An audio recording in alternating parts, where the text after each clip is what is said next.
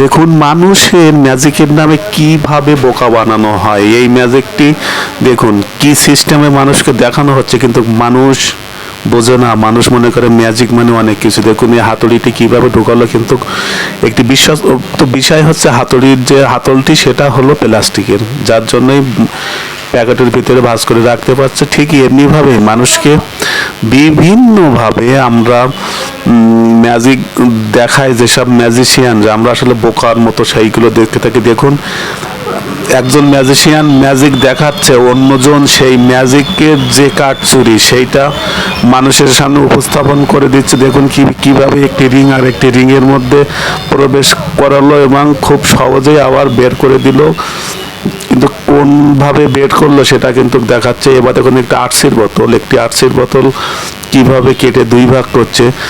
এর যে জাদুটা সেটা একটু পরে আপনারা বুঝতে পারবেন। দেখেন কিভাবে আরসির বোতল কেটে দেখেন আর একদিকে সরাই দিচ্ছে, কিন্তু এক টোপো আরসির নিচে পড়ছে না। কিন্তু এই ম্যাজিকের উদ্দেশ্যটা কি দেখেন, এই ম্যাজিকের কি যে একটা উদ্দেশ্য আছে দেখুন, আপনারা না দেখলেও বুঝতে পারবেন না যে আসলে ম্যাজিশিয়ানরা আমাদের কিভাবে বোকা বানায়।